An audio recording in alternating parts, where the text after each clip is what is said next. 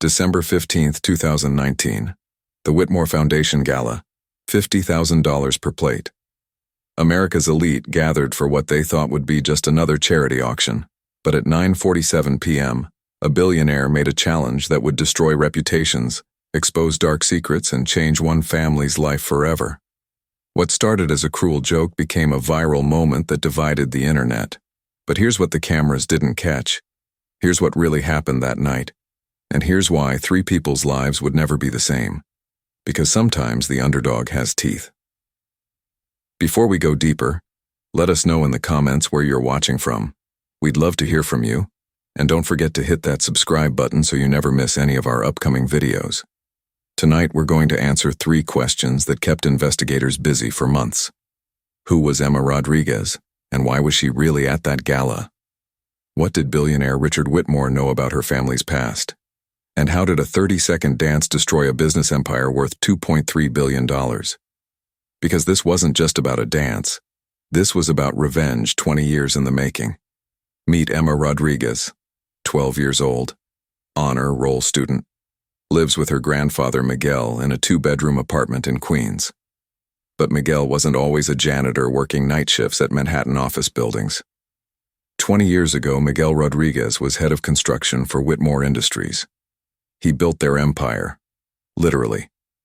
Every skyscraper, every development, his blueprints, his sweat, his expertise that turned Richard Whitmore from a small-time contractor into one of New York's most powerful developers. Miguel had started working construction at 16, putting himself through engineering school one night class at a time. By 35, he was designing bridges that would stand for centuries and buildings that housed thousands of families. He was proud of his work, proud of the legacy he was building for his children and grandchildren. Until December 2003. A bridge collapsed in Pittsburgh. 12 workers died. And Miguel Rodriguez took the fall for faulty engineering that wasn't his fault. The official report blamed structural miscalculations in Miguel's original design. But what the report didn't mention was the meeting that took place 3 weeks before construction began, where Richard Whitmore personally ordered Miguel to use cheaper materials to cut costs by 40%. What the report didn't mention was the email trail that mysteriously disappeared from company servers. What the report didn't mention was the witness who saw Richard's assistant shredding documents the night before the federal investigation began. Miguel tried to fight it. He hired lawyers with money he didn't have. He presented evidence that was ruled inadmissible. He testified before committees that had already made up their minds. Richard Whitmore had connections that Miguel could never match. Political connections, media connections, legal connections that made sure Miguel's version of events never saw daylight. The lawsuits destroyed Miguel's savings. The criminal investigation destroyed his reputation. The media coverage destroyed his mental health. Construction companies wouldn't hire him. Engineering firms wouldn't return his calls. His wife Maria started working 3 jobs just to pay the mortgage on their small house in Queens. Miguel's son Carlos, Emma's father, enlisted in the army because it was the only way he could see to help support the family financially. Carlos deployed to Iraq in 2006. He was killed by an improvised explosive device while delivering supplies to a remote outpost. Maria never recovered from losing her son.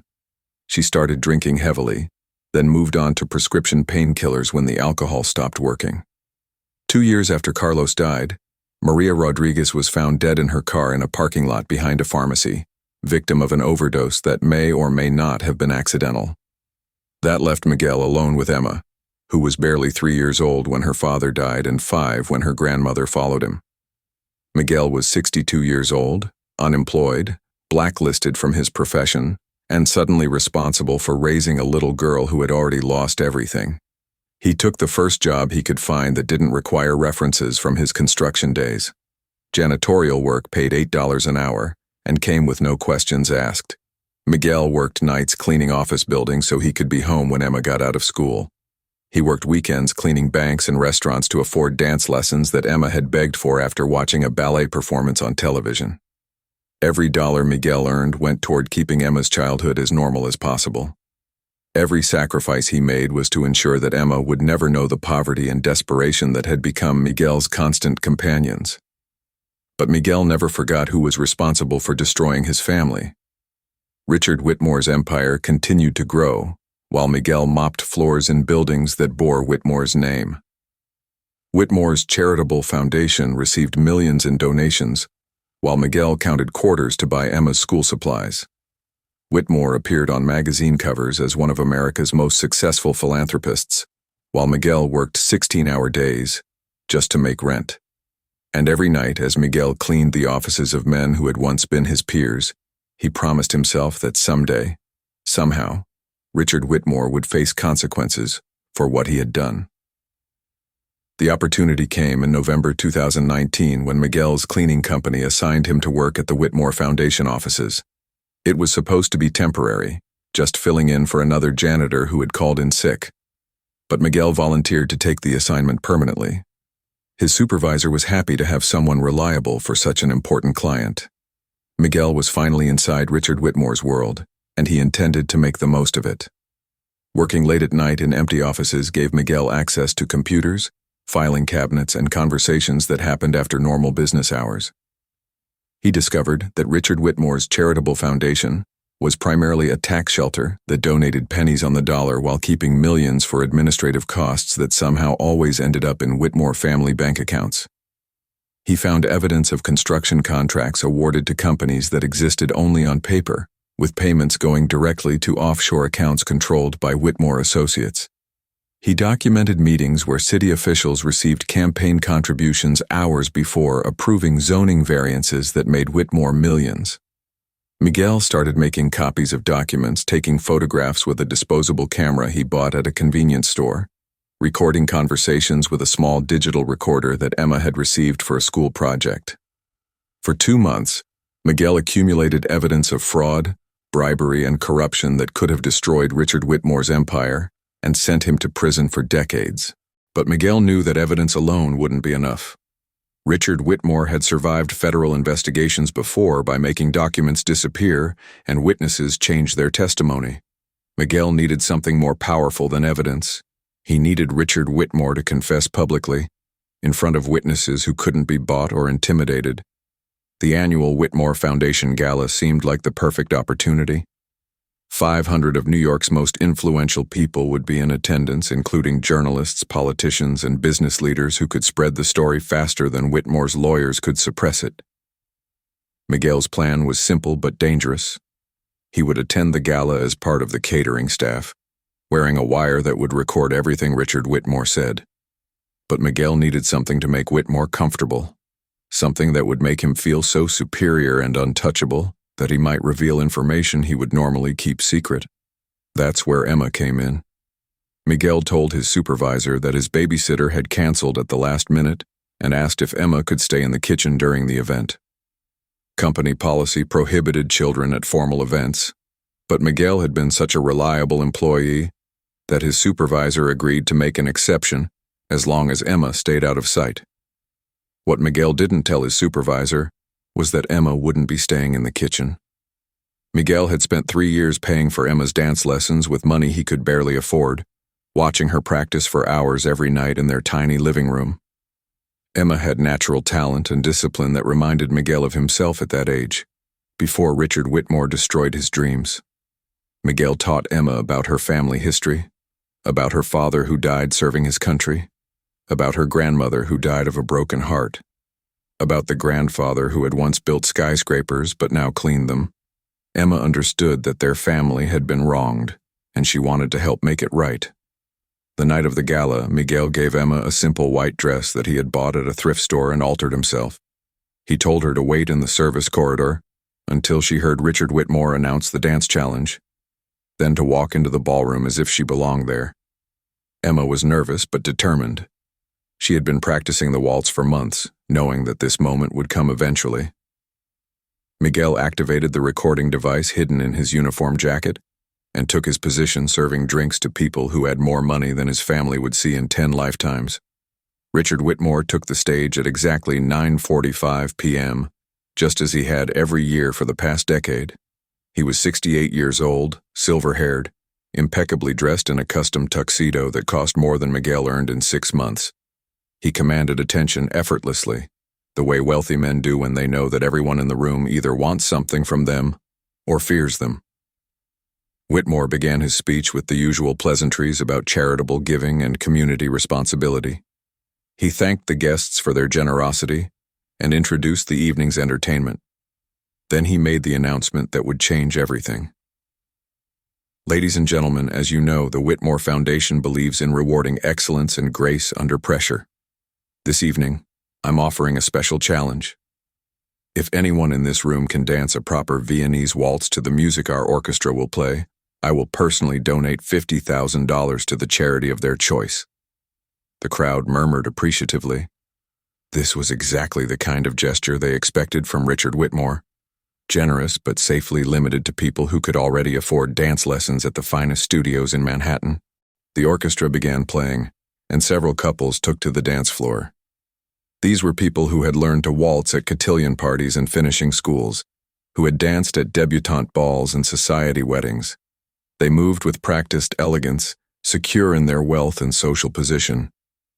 Richard Whitmore watched approvingly, knowing that his $50,000 donation would generate positive publicity worth 10 times that amount. He was beginning to announce the winner when Emma Rodriguez walked into the ballroom. She was 12 years old, small for her age, wearing a white dress that was clearly secondhand and shoes that had been polished until they gleamed but couldn't hide their age. She walked directly to the center of the dance floor and stood quietly, waiting. The music stopped. The dancers paused. 500 of New York's most powerful people turned to stare at a little girl who obviously didn't belong in their world. Richard Whitmore's first reaction was annoyance. Security should have prevented this kind of disruption. But then he looked more closely at Emma's face, and something about her features triggered a memory he had tried to suppress for 20 years. "Well," Richard Whitmore said, his voice carrying clearly through the silent ballroom, "it seems we have an unexpected participant. Tell me, young lady, do you really think you can dance with these accomplished adults?" Emma looked directly at him and nodded. "I can dance," she said simply. The crowd began to murmur. Some guests were charmed by Emma's courage. Others were embarrassed by what they saw as a publicity stunt gone wrong. Richard Whitmore felt a mixture of curiosity and contempt. This was exactly the kind of moment that would make headlines, the wealthy philanthropist giving a chance to an obviously poor child.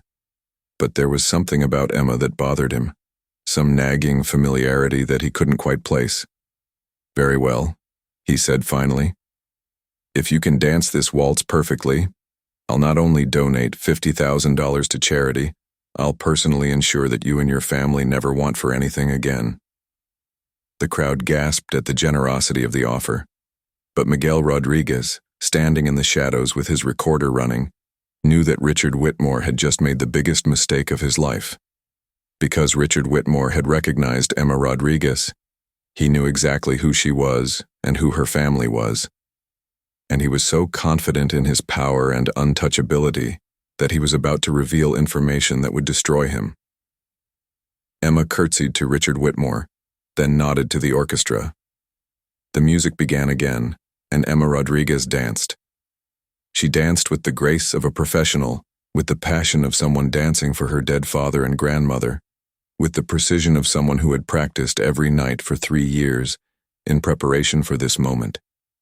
She danced alone, but she carried the spirits of everyone Richard Whitmore had destroyed with his greed and cruelty. The ballroom was completely silent, except for the music and the soft sound of Emma's footsteps on the marble floor. When the music ended, Emma curtsied again and walked back to where she had been standing. The crowd erupted in applause. Several guests were openly weeping. Richard Whitmore stood motionless for several seconds, his face cycling through emotions that ranged from admiration to confusion to growing recognition. Then he walked down from the stage and approached Emma directly.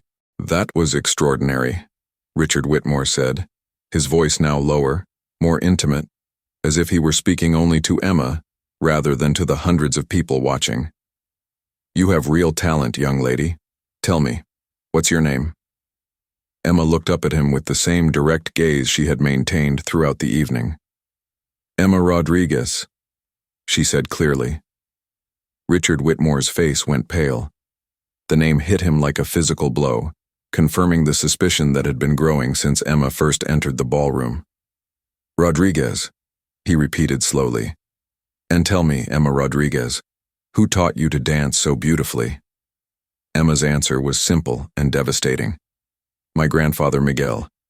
He pays for my lessons with the money he earns cleaning your buildings."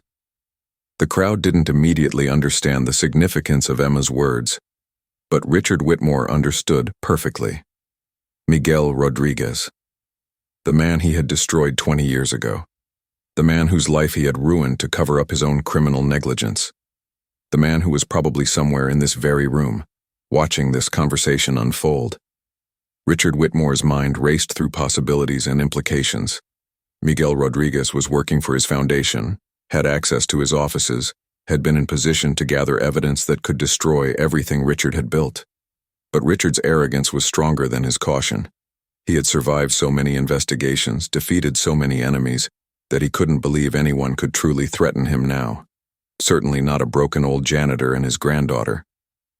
"Your grandfather Miguel," Richard said, his voice taking on a tone that was meant to sound generous but came across as condescending. "Yes, I remember Miguel Rodriguez. He used to work for me many years ago, before he made some unfortunate decisions that ended his career in construction." Emma's expression didn't change, but something in her eyes hardened. "My grandfather didn't make unfortunate decisions," she said quietly. "You destroyed our family to protect yourself." The crowd was beginning to sense that this conversation was about more than dance lessons and charity donations. Phones appeared as guests began recording video that would be uploaded to social media within minutes. Richard Whitmore realized that he was losing control of the narrative, but instead of ending the conversation, his ego drove him to continue defending himself. "Your grandfather was responsible for a bridge collapse that killed 12 people, he said. "I tried to help him, but the evidence was clear. He cut corners to save money, and people died because of his negligence." Emma Rodriguez, 12 years old and standing alone in a ballroom full of strangers, looked directly into Richard Whitmore's eyes and said the words that would destroy his empire. "You're lying. You ordered my grandfather to use cheap materials. You made him change the design. And when people died, you let him take the blame for your greed." The ballroom fell completely silent. Even the staff stopped moving. Richard Whitmore's face flushed red with anger and embarrassment. "That's a very serious accusation, young lady," he said, his voice now openly threatening. "You should be very careful about making claims you can't prove." But Emma Rodriguez wasn't intimidated. She had her grandfather's courage and her father's honor. "I don't need to prove anything," she said. "You just proved it yourself. You remember exactly what happened 20 years ago. You remember ordering my grandfather to cut corners. You remember the bridge collapse. You remember destroying our family. And now everyone else will remember too." Richard Whitmore realized too late that he had been trapped. In his arrogance and anger, he had confirmed details about the bridge collapse that had never been made public. He had revealed knowledge that only someone directly involved in the cover-up would possess.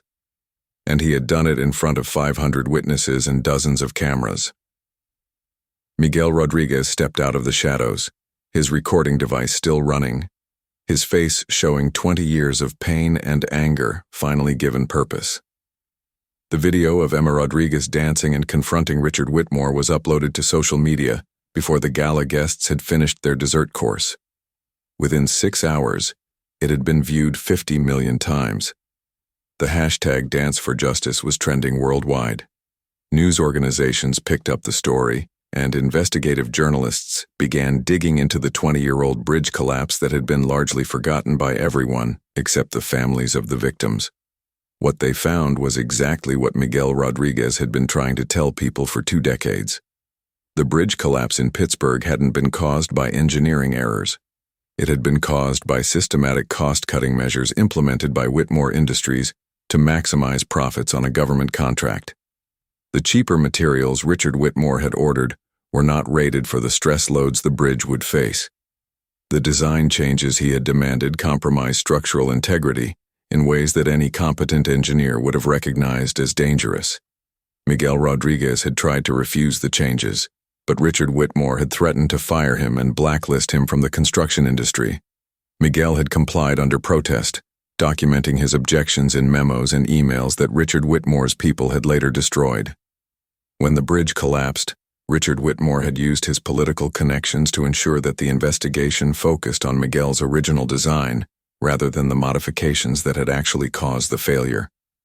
The federal prosecutors who reopened the case found evidence that had been hidden for 20 years. Bank records showing payments from Whitmore Industries to officials who had overseen the original investigation. Testimony from former Whitmore employees who had been paid to remain silent about the document destruction.